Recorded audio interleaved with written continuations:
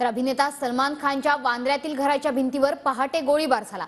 गोळीबाराची जबाबदारी अनमोल बिश्नोईने स्वीकारलेली आहे। अनमोल बिश्नोई फेसबुक अकाउंटवरून जबाबदारी स्वीकारण्यात आली आहे। अकाउंटबाबत पोलिसांकडून अधिकचा तपास सुरू करण्यात आला आहे।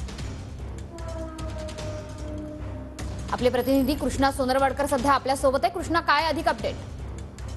अभिनेता सलमान खानच्या घराबाहेर झालेल्या गोळीबार प्रकरणाची सध्या चौकशी पोलिसांकडून केली जाते आणि ज्या 2 आरोपींनी हा गोळीबार केलेला होता त्यांचा सीसीटीव्हीच्या माध्यमातून शोध घेतला जातो। ठिकठिकाणी नाकाबंदी सुद्धा मुंबईच्या बाहेर जाणाऱ्या ज्या बॉर्डर आहेत तिथे केल्या गेलेल्या आहेत। मात्र दुसरीकडे आता अनमोल बिश्नोई नावाच्या एका फेसबुक पोस्ट जी आहे ती फेसबुकवरती करण्यात आलेली आहे।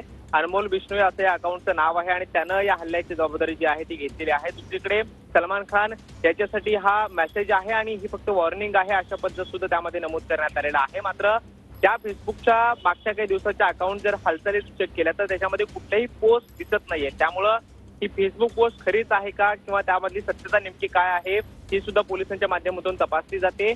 2 फोटो सुद्धा या पोस्टच्या सोबतच टाकण्यात आलेले आहेत। ते नेमके कोणाचे आहेत ते सुद्धा पोलिसांकडून तपासले जात आहेत। मात्र अशा हल्ल्याची जबाबदारी घेत असल्यानंतर ज्या ज्या अकाउंटवर अशा यापूर्वीच्या हल्ल्याची जबाबदारी स्वीकारण्यात आलेली आहे त्यांच्या अकाउंटच्या मागच्या काही ऍक्टिव्हिटी जर पाहिल्या तर त्या अनेक ऍक्टिव्हिटी दिसून येतात। मात्र या फेसबुक अकाउंटवरून कुठल्याही ऍक्टिव्हिटी मागच्या काही दिवसातल्या दिसत नाहीये। त्यामुळे ही पोस्ट खरोखर आहे का किंवा त्यामध्ये सत्यता काय आहे ही पोलिसांकडून सध्या तरी तपासली जाते आहे।